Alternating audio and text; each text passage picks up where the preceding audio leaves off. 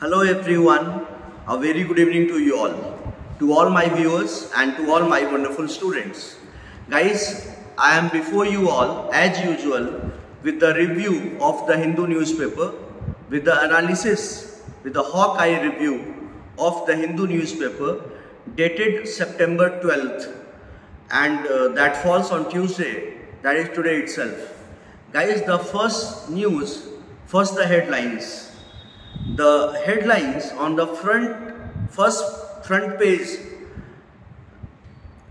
are the first news is that CBI does not require permission to probe pre-2014 cases to Supreme Court, meaning thereby कि CBI को अलग से कोई permission की जरूरत नहीं है 2014 के पहले के केसेस को इन्वेस्टिगेट करने के लिए। ये सुप्रीम कोर्ट का कहना है। मीनिंग देयर बाय कि court says it's 2014 verdict invalidating the provision which mandated prior permission to probe corruption cases has retrospective effect. Right? एक बार मैं आपको पढ़ करके सुनाता हूँ और उसके बाद वर्बेटिम में क्या लिखा है द हिंदू वालों ने और उसके बाद मैं एक्सप्लेन करूंगा।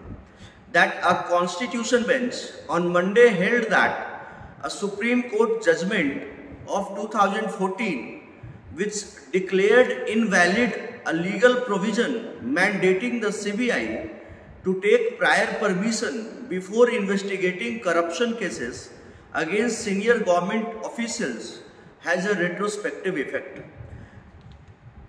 सुप्रीम कोर्ट में कॉन्स्टिट्यूशन बेंच मतलब कि 5 जजेस की बेंच मंडे को ये हेल्ड किया कि सुप्रीम कोर्ट का जो 2015 का जजमेंट था which declared a legal provision invalid, और लीगल प्रोविजन में क्या था दैट सीबीआई को मैंडेट किया था कि आप प्रायर परमिशन लीजिए before investigating corruption cases against senior government officials has a retrospective effect.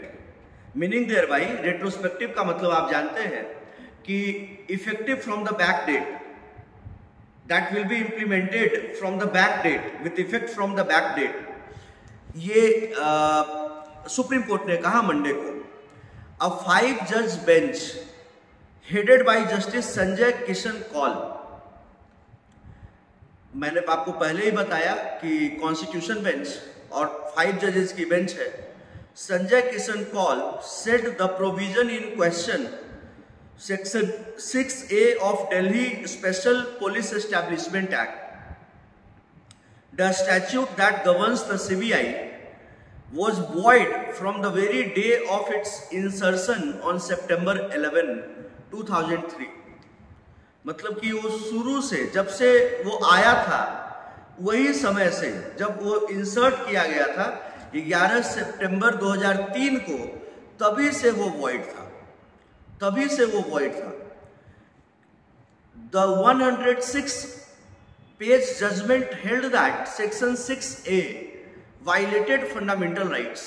106 page का जजमेंट सुप्रीम कोर्ट ने दिया। कॉन्स्टिट्यूशन बेंच जिसको कि हेड कर रहे थे संजय किशन कौल, और इन्होंने बताया कि held that section 6A violated fundamental rights, and once a law is declared to be unconstitutional, being violative of part 3rd, that is they talk about fundamental rights, you all know that, of the constitution, that would be held to be void ab initio, stillborn, unenforceable and non-est. Of course this is very right. Supreme Court ने कहा 106 page के judgement में कि 6A जिसको कि insert किया गया था 11 सितंबर 2003 को, वो जब से इंसर्ट किया गया तभी से वॉइड है, इनऑपरेटिव, क्योंकि वो फंडामेंटल राइट्स को वायलेट कर रहा है। और सुप्रीम कोर्ट ने कैटेगोरिकली ये बताया कि अगर कोई भी लॉ को अनकॉन्स्टिट्यूशनल डिक्लेयर किया जाता है, असंवैधानिक डिक्लेयर किया जाता है, और तब वो पार्ट 3rd जिसमें फंडामेंटल राइट्स दिया गया है उसको वायलेट करता है, वो वायलेटिव हो जाता है। then it would be held to be void ab initio. Void ab initio का मतलब क्या है? That is nullity from the very outset, from the very start, nullity from the very beginning. शुरू से इसकी कोई वैल्यू नहीं है. That is from the day of insertion, that is on 11 September 2003. ये एक बड़ा ही इंपॉर्टेंट जजमेंट आया है और ये एग्जाम पॉइंट ऑफ व्यू से बहुत बहुत ज्यादा इंपॉर्टेंट है. I am telling you. आगे सुप्रीम कोर्ट ने कहा, this means that senior government officials involved in corruption cases even before the date of the Supreme Court judgment, invalidating the need for prior sanction, would no longer be able to avail the protection of prior approval. मतलब कि चाहे senior government officials हो या कोई हो, senior government officials भी अगर corruption cases में इन्वॉल्व हैं तो उनके ऊपर इन्वेस्टिगेशन होगा. उनके ऊपर जो भी चार्जेस है उसको इन्वेस्टिगेट किए जाएंगे.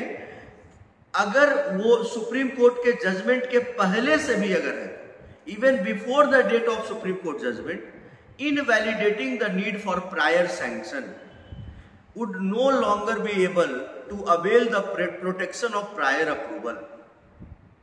Declaration made by the Constitution Bench judgment in Dr. Subramaniam Swamy case. आप सब लोग सुब्रमण्यम स्वामी को जानते हैं, a man of great intellect. Declaration made by the Constitution Bench judgment in Dr. Subramaniam Swamy case of 2014 will have retrospective operation. इसका retrospective operation होगा. जो कि डिक्लेरेशन किया गया था सुप्रीम कोर्ट के कॉन्स्टिट्यूशन बेंच के द्वारा 2014 में, विल हैव रेट्रोस्पेक्टिव ऑपरेशन, मतलब effective from the back date. Section 6A of the DSP, that is Delhi special police establishment act, is not in force from the day of its insertion. तभी से वो enforce नहीं माना जाएगा, वो void एब initio माना जाएगा. Justice Vikram Nath, who authored the judgment for the 5 जज bench held. Justice Vikram Nath जो कि 5 जजेस, कॉन्स्टिट्यूशन बेंच के 5 जजेस में से एक थे और जिन्होंने authored the judgment for the 5 जज बेंच, जिन्होंने 106 पन्ने का जजमेंट लिखा, उन्होंने ये बोला. So guys, please mark my words.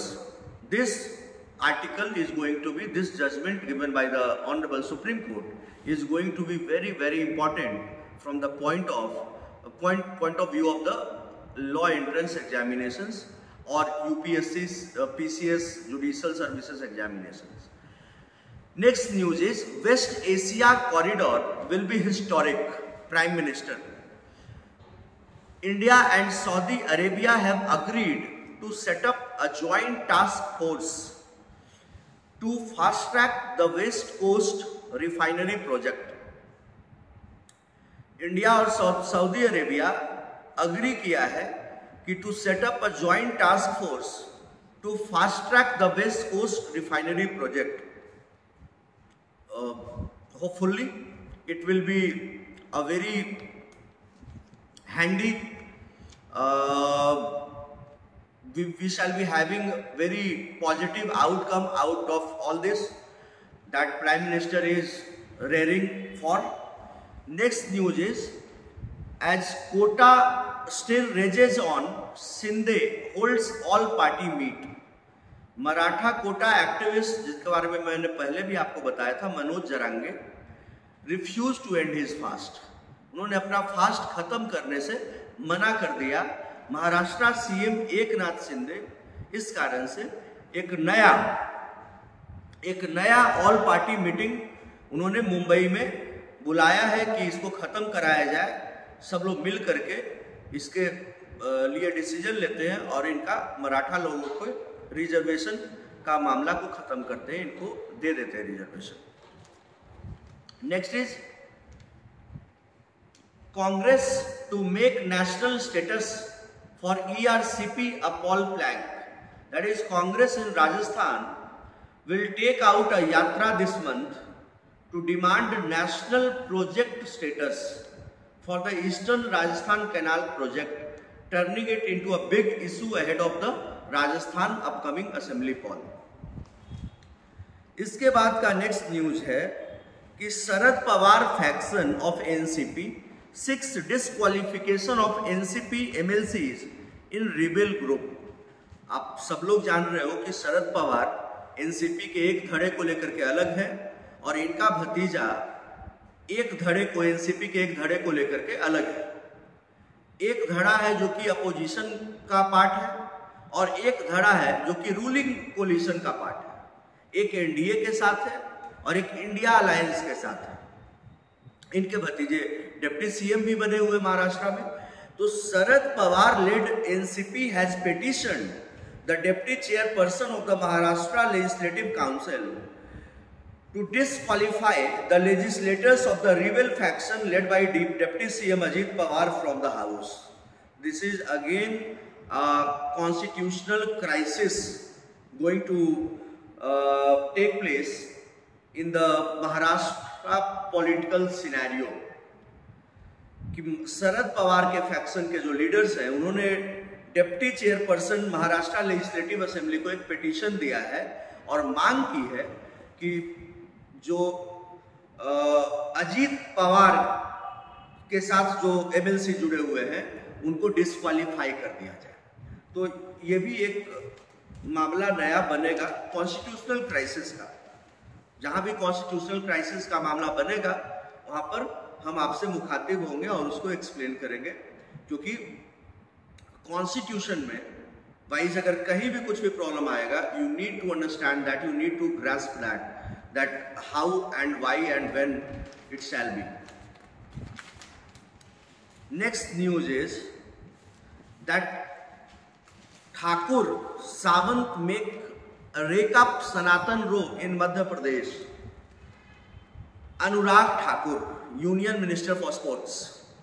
Anurag Thakur with Goa Chief Minister Pramod Sawant, they are taking up the Sanatan issue in Madhya Pradesh, said by initiated by Uday Nidhi, bullshit, a garbage man, and his father is still supporting. And today I heard that DMK leader A Raja, who has been from neck to toe, he is has been involved in corruption in 2G scam cases and all. He has said that Hinduism is the biggest threat in the world. Hinduism is the biggest threat in the world. These kinds of people should be, without any delay, these kinds of persons should be sent behind the bars और उनको पहले खोपचा में ले जाकर के कूटना चाहिए।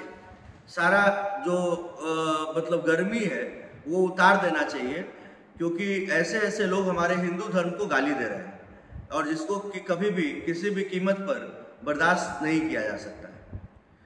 और मैं तो आश्चर्यचकित हूँ कि हमारे प्राइम मिनिस्टर बीजेपी पार्टी जिनकी गवर्नमेंट है सेंट्रल में, वो अभी तक हाथ पे हाथ धरे क्या कर रहे हैं। आप कह रहे हो कि मतलब कि देश में किसी के साथ भी गलत नहीं होगा, तो हिंदुओं के साथ गलत हो रहा है, मेजॉरिटी के साथ गलत हो रहा है। माइनॉरिटी का आप क्या साथ दोगे जब मेजॉरिटी का ही साथ नहीं दे पा रहे। Next news is Rajasthan Congress to make demand for national status to canal project a Paul Plank, ये मैंने पहले ही बता दिया। Next news is teachers of West Bengal welcome West Bengal's new education policy. The good news, if they are happy then everyone should be happy there over there. Next is Chhattisgarh speaker to head campaign committee. Chhattisgarh के जो AICC all India Congress committee AICC ने announce किया है कि जो अब छत्तीसगढ़ के speaker है वो कैंपेन कमेटी के हेड होंगे छत्तीसगढ़ के अपकमिंग चुनाव में। Next news is over crowding at Rahman's concert, police begin inquiry. AR Rahman का कंसर्ट था चेन्नई में और जो कि ओवर क्राउडेड हो गया, क्योंकि AR Rahman is such a good person at his work, at his craft. He is so good that these kinds of news are very, say, every time you find that these kinds of overcrowding takes place at A.R. Rahman's concert. But the organizers, the event planners, they should have taken everything into consideration so that कि किसी भी तरह का कोई problem किसी को भी ना हो. Even my dead body will not join BJP, Siddharth मैया ने कहा.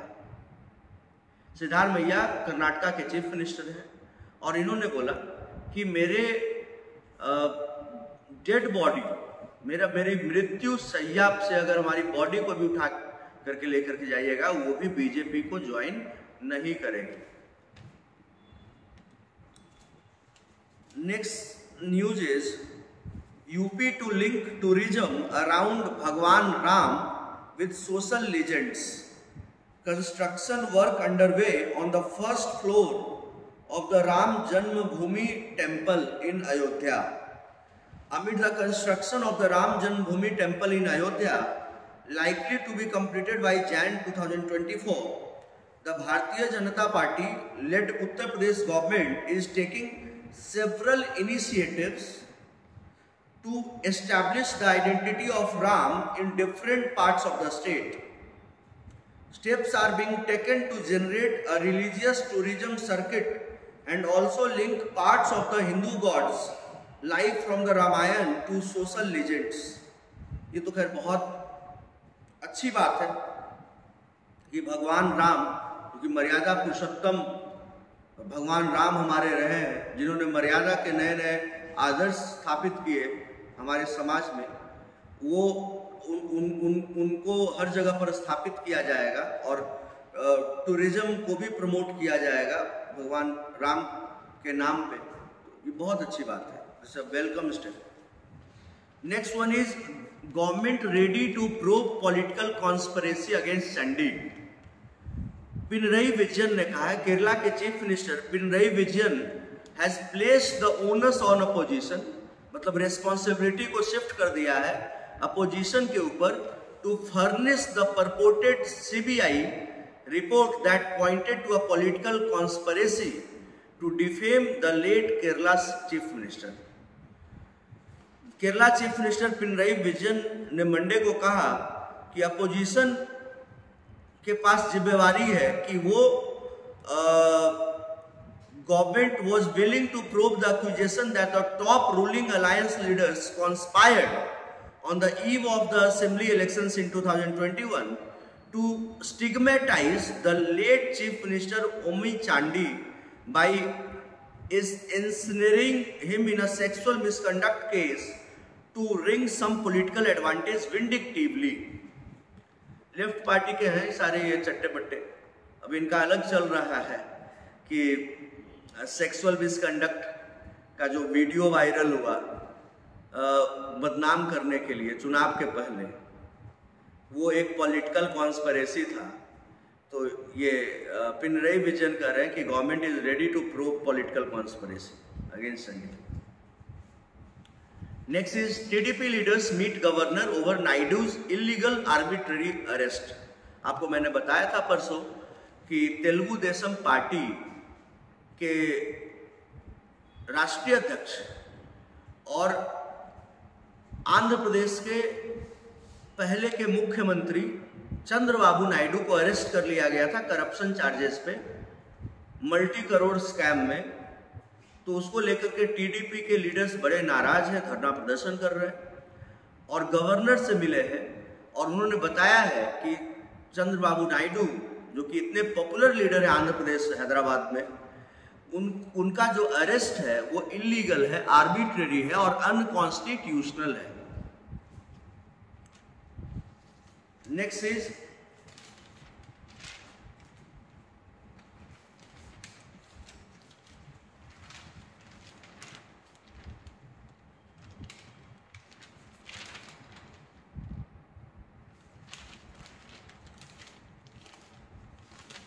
next news is that declaration affirms G20 is a body for economic ties, not geopolitics, says China. China ने बताया है, चाइना के प्रेसिडेंट नहीं आए भारत में, खैर भारत में उस गंदे आदमी का पैर नहीं पड़ा, ये बहुत सही हुआ, हमारी पवित्रता बची रही। चाइना ने बोला है कि declaration रीअफर्म्स G20 is a body for economic times. G20 geopolitics के लिए नहीं है और इकोनॉमिक टाइज के लिए, ये चाइना ने कहा। फॉरेन मिनिस्ट्री जो चाइना की है उसने बताया कि चाइना का पोजीशन यूक्रेन पे एकदम क्लियर है। Beijing welcomes India middle east Europe economic corridor initiative but says it should not become a geopolitical tool. मतलब कि एक सलमान खान का गाना है कि मैं करूं तो कैरेक्टर भी ढीला और तुम करो तो, एक ऐसे करके गाना है ना यार, मूवी में आया था जरीन खान के साथ। तुम करो तो रास लीला और मैं करूं तो कैरेक्टर ढीला, यही बात है। अब चाइना इंडिया को बता रहा है कि it should not become, you should not make it a geopolitical tool. Geopolitical tool पूरे जीवन तुम यही करते आए बेटा, आज भी तुम यही कर रहे हो।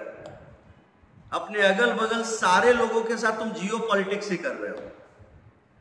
और तुम इंडिया को, मतलब कि ये वही बात हो गई कि एक आदमी है जो कि 100 बार रेप किया है अलग अलग लड़कियों का, और वो बोल रहा है कि देखो मतलब कैरेक्टर सुधार करके तुम रहो, ये कैरेक्टर गलत मत रखना। ये एडवाइस कर रहा है एक रेपिस्ट जो 100 लड़कियों का रेप किया। ये आदमी, ये कंट्री जो कि ऊपर से नीचे तक गलत ही काम में इन्वॉल्व है, इलीगल एक्विजिशन ऑफ लैंड, और वो कह रहा कि जियो पॉलिटिक्स इंडिया को नहीं करना चाहिए। तुमको करना चाहिए, हमको तो नहीं करना चाहिए, तुमको करना चाहिए। तुम जीवन भर यही किए हो और आगे भी यही करोगे, अभी भी यही कर रहे हो। देखो ये चाइना के नाम से मेरा दिमाग खराब हो जाता है। आई थिंक पूरे इंडिया का गलवान वैली के टाइम से जो स्टार्ट हुआ अभी तक चल रहा है। Next is Brazil will focus on inequality during G20 presidency। Brazil G20 presidency जब ब्राजील होस्ट करेगा तो ब्राजील के प्रेसिडेंट ने बोला है लुइस लुला डा सिल्वा कि inequality in the world will be at the center of its G20 presidency, a day after he was symbolically handed the ceremonial gavel by the Prime Minister Narendra Modi on Sunday. Brazil will formally take over the presidency in November after Mr. Modi holds a virtual summit of G20 leaders to follow up on decisions taken at the Delhi summit. जब Brazil को handover कर दिया जाएगा नवंबर में, Brazil करेगा, तो hopefully वो inequality पे जो बात कर रहे हैं ये और अच्छे तरीके से हो और इस पे अच्छे अच्छे डिक्लेरेशंस आए। Congress slams centre for exceeding G20 budget. Congress ने कहा कि अलोकेटेड बजट G20 समिट के लिए 990 करोड़ था, जो कि बढ़ करके 4100 करोड़ हो गया। 4100 करोड़ खर्च हुआ। For context, Indonesia spent less than 10% of India's expenditure. मतलब कि अब मीजली 364 crore for the Bali summit. Congress का लीडर केसी वेणुगोपाल ने बोला। हम कांग्रेस के बारे में क्या ही बोले, जो सत्ता से बाहर इसीलिए गए कि 2G घोटाला किया, कोल घोटाला किया, कॉमनवेल्थ घोटाला किया, घोटाले से ऊपर से नीचे तक भरे हुए थे। ये कह रहे हैं कि 4100 करोड़ क्यों खर्च कर दिया। यार अलोकेटेड बजट 990 करोड़ था। बहुत बार चीज़ें बेहतर करने में और ज़्यादा खर्च होता है। यार हमारे देश में तो हम लोग सबको फ्री बिजली, फ्री पानी दे ही रहे हैं। कम से कम इतना बड़ा इवेंट कर रहे हैं तो बड़े लेवल पे तो होना ही चाहिए, ताकि देश का नाम और ऊंचा रहे। लोग अगर हमारे देश में दूसरे दूसरे देशों के लोग आए हैं, दूसरे दूसरे देशों के प्राइम मिनिस्टर, प्रेसिडेंट आए हैं, तो अगर वो देखें कि भारत में कुछ है ही नहीं, भारत एक देश, भूखा देश दिखाई तो नहीं देना चाहिए। Next is Kota police coaching centres join hands to help students address mental health issues. हम लोगों ने पहले भी बात किया था कि कोटा में सुसाइड्स थमने का नाम नहीं ले रही, और इस बार अगस्त के महीने तक ही सारे रिकॉर्ड को तोड़ दिया था। तो कोटा के डिस्ट्रिक्ट एडमिनिस्ट्रेशन डीएम ने भी बोला था, उसमें मैंने आपको न्यूज़ में बताया भी था कि सीलिंग फैंस इस तरह के होने चाहिए कि कोई उस पर लटक ना जाए। तो अभी कोटा पुलिस और कोचिंग सेंटर के ओनर्स जो है, they have joined the hands to help students address the mental health issues. Next news is after a year's delay, CSIR, Council of Scientific and Industrial Research, has published the list of winners of the Shanti Swarup Bhatnagar Award for 2022, and Aswani Kumar has won this. Okay, prizes were not announced last year without any official reason being ascribed. कोई कारण बताया नहीं गया था और पिछले साल award हुआ नहीं। इस बार के अवार्डी जो है वो 12 साइंटिस्ट हैं below the age of 45। They are Ashwani Kumar, बहुत सारे लोग हैं, अश्वनी कुमार का फोटो है, इसलिए मैंने आपको इसके बारे में बताया।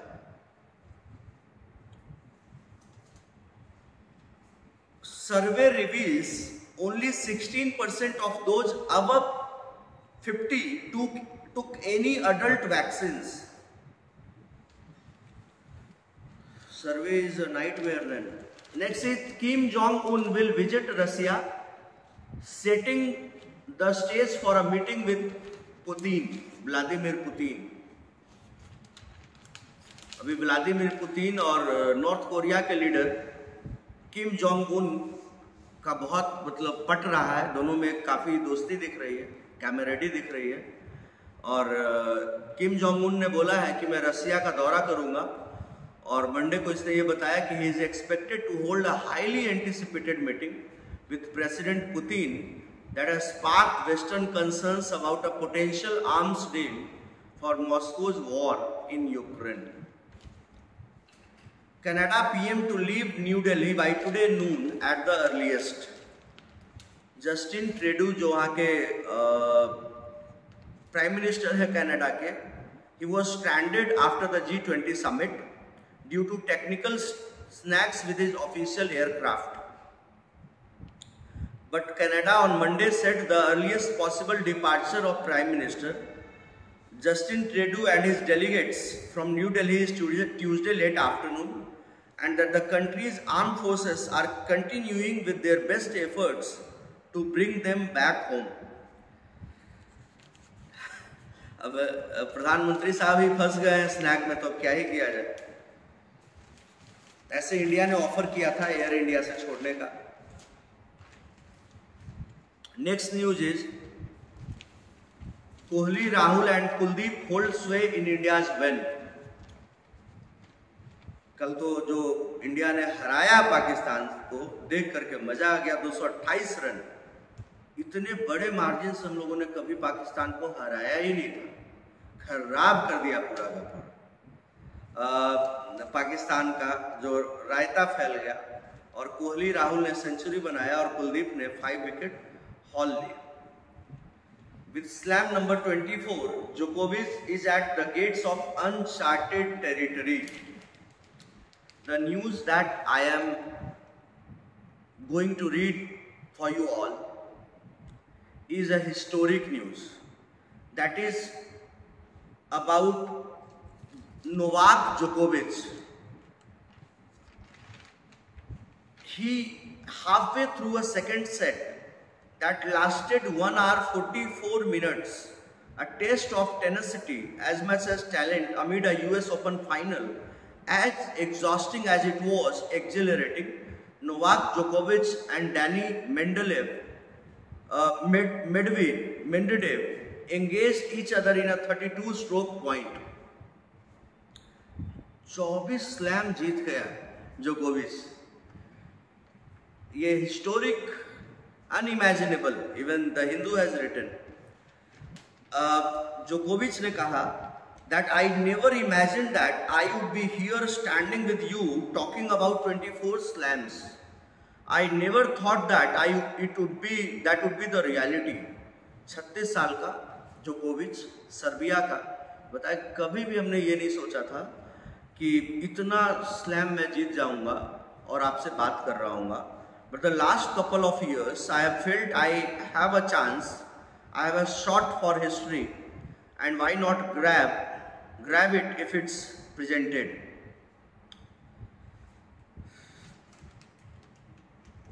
That's Medvedev जिसको हराया, that's Novak. He said that no matter what he can be there.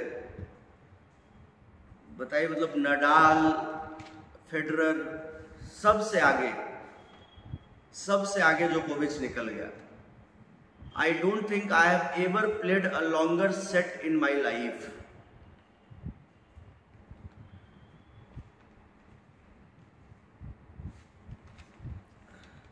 Nadal is next with 22. Federer retired with 20. क्या ही कर सकते हैं. I still remember that when I was a young kid studying in Rashtriya Military School, Belgaum, then Roger Federer was at its peak, and we always used to wonder कि यार Federer से बड़ा sportsman क्या हो सकता है. जब जाता है जीत जाता है. नडाल उसमें नया खिलाड़ी उभर रहा था और नडाल फेडरर को हरा दिया फ्रेंच ओपन में. ये मैं आपको बात बता रहा हूँ लगभग 2004-5 वगैरह की, 5-6 की. और उसमें नडाल मतलब स्पेनियार्ड, मतलब बुरी तरीके से फेडरर को हरा दिया फ्रेंच ओपन में. लगा कि एक बंदा खड़ा हो रहा है जो फेडरर को भी चैलेंज कर सकता है. फिर फेडरर ने नडाल ने चैलेंज किया भी और नडाल जीता भी. और देखिए फेडरर को, अब फेडरर से आगे चला गया. रोजर फेडरर तो अब रिटायर हो गया. अभी कुछ दिनों पहले उन्होंने रिटायरमेंट अनाउंस किया था. One of the most humble sportsman ever that you will meet in the form of Roger Federer. और उनको ओवरटेक कर लिया नडाल ने 22. और लग रहा था कि नडाल और फेडरर के आगे कौन जाएगा. अब देखो जोकोविच आ गया. जोकोविच ने 24 कर लिए. फेडरर साहब तो रिटायर कर गए, बट नडाल, राफेल नडाल और जोकोविच, they are still in the game. Let's see, fingers crossed. तो आप कुछ कह नहीं सकते. देखो एक समय था जब गावस्कर खेल रहे थे क्रिकेट में, लोगों को लगता था गावस्कर का रिकॉर्ड कौन तोड़ेगा. 34 शतक बना दिया. सचिन आया, सचिन ने तोड़ दिया गावस्कर का रिकॉर्ड. फिर लगा सचिन का रिकॉर्ड कौन तोड़ेगा. अब कोहली आ गया. कोहली देखो, अब सचिन का 49 सेंचुरी है वनडे में, और इसका भी 47 हो गया कोहली का. बस 2 शतक की दूरी पर है. तीसरा में सचिन, जो इतिहास, भारत रत्न सचिन, उसको पीछे कोहली छोड़ देगा. कोहली को देख करके आपको लग रहा है कोहली को कौन, शुभमन गिल आ रहा है. तो आप कभी भी लाइफ में, इसे मोरल ऑफ द स्टोरी ये सीखना है कि कभी भी लाइफ में ये नहीं समझना है यार कि ये दिस इज द एंड. और मेहनत करनी है, क्योंकि अगर आप नहीं करोगे तो आपके बाद कोई आएगा जो आपको क्रॉस करके चला जाएगा, जो आपसे ज्यादा मेहनत करेगा, आपसे ज्यादा वेल प्रिपेयर्ड आएगा, ज्यादा भूख होगी उसके अंदर, ज्यादा क्यूरियोसिटी होगी और डिजायर, हंगर फॉर सक्सेस होगा, वो आपको पीछे छोड़ देगा. यही सब स्पोर्ट्स में था हमारा overall, right. So guys, I hope that you like the video, you like the analysis, and we'll meet you tomorrow. Till then, tata, bye bye, Shubh Ratri, Sabha Khair, Jai Hind, Jai Shri Ram.